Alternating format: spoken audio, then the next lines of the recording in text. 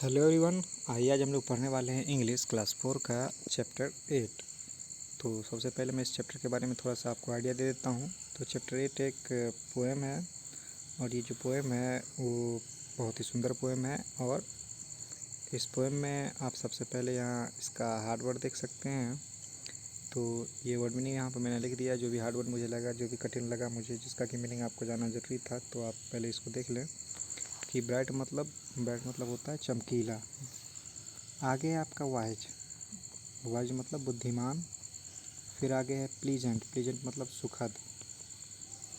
फिर जो है आगे आपका है ऑल माइटी मतलब सर्वशक्तिमान मतलब जो सबसे शक्तिशाली हो उसे बोलते हैं। आगे आपका माइट मतलब शक्ति या फिर सका। फिर आगे आप देख सकते हैं वंडरफुल मतलब शानदार होता है। फिर आगे आप देखिए विंटर मतलब होता है शीत मतलब ठंडी वाली ऋतु जिसमें ठंड लगती है हमें। आगे फिर है क्रेचर मतलब जीव जंतु जो होता है उसी को क्रेचर बोलते हैं। तो इतना सारा था ये आपका हार्ड वर्ड। अब हम आने वाले हैं चैप्टर पे। तो आइए चैप्टर पे चलते हैं। ये रहा आपका चैप्टर का टाइटल आप देख सकते हैं, ऑलमाइटी गॉड। तो आइए सबसे पहले चैप्टर के बारे में थोड़ा सा जान लेते हैं। तो इस चैप्टर में सबसे पहले आप ये जान लें कि ये चैप्टर ईश्वर की प्रशंसा के रूप में लिखा गया है कि ईश्वर ने ये संसार जो बनाया वो वाकई बहुत अद्भुत है, शानदार है, सुंदर है। और ईश्वर हर एक चीज़ जो भी ईश्वर ने बनाया है वो बहुत बिल्कुल ठीक तरीके से काम करती है। मानवों की तरह नहीं कि जैसे हमने बाइक बनाया तो इसकी भी एक वो होती है कि कुछ दिन के बाद ये ख़राब हो जाएगी, ऐसा नहीं है। ये ईश्वर के द्वारा बनाया गया चीज़ बहुत ही शानदार है। तो आइए अब चैप्टर पे देखते हैं। कह रहा है all things bright and beautiful, वो सभी चीज़ें जो सुंदर और चमकीली हैं। ऑल क्रिएचर्स बिग और स्मॉल, सभी जीव जंतु जो कि बड़े और छोटे हैं, बड़े या छोटे हैं। All things wise and wonderful, वो सभी चीज़ें शानदार और बुद्धिमान हैं। The Lord God made them all, जिसे हमारे मालिक ईश्वर ने बनाया है। तो ये था आपका फर्स्ट स्टांजा। सेकेंड स्टांजा में आइए देखते हैं। कह रहा है the cold wind in the winter, यानी शीत ऋतु की ठंडी हवा। शीत ऋतु मतलब ठंडी वाली ऋतु जिसमें ठंड लगती है।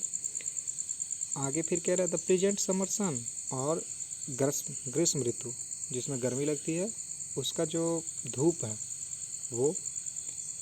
The ripe fruit in the garden, और बगीचे की जो पके हुए फल हैं वो। He made them for everyone, ईश्वर ने ये सारी चीज़ें सब लोगों के लिए बनाई है, किसी एक विशेष के लिए नहीं। तो कहने का तात्पर्य ये है कि भगवान ने जो सारी चीज़ें बनाई है, जैसे सन है, मून है, आपका हवा है, विंड है, वाटर है, ये सब चीज़ें सब लोगों के लिए है, किसी एक आदमी के लिए स्पेशल नहीं बन के आया ये। फिर आपका थर्ड स्टांजा है he gave us eyes to see them, उन्होंने हमें उन चीज़ों को देखने के लिए आंखें दी है।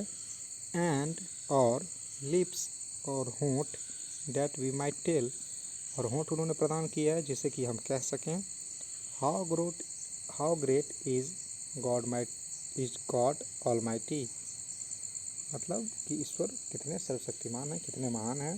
Who has made all things well, जिसने सारी चीज़ें बहुत ही शानदार बिल्कुल ठीक बनाई हैं। तो इस स्टांजा में ये कहा जा रहा है कि उन्होंने हमें आंखें दी है और होंठ दिए हैं ताकि देख सके उनकी बनाई हुई कृति को, और उनके बारे में हम व्याख्या कर सके, बड़ाई कर सके ईश्वर की कि ये कितनी सुंदर है, ईश्वर बहुत महान है। तो ये था आपका पूरा चैप्टर।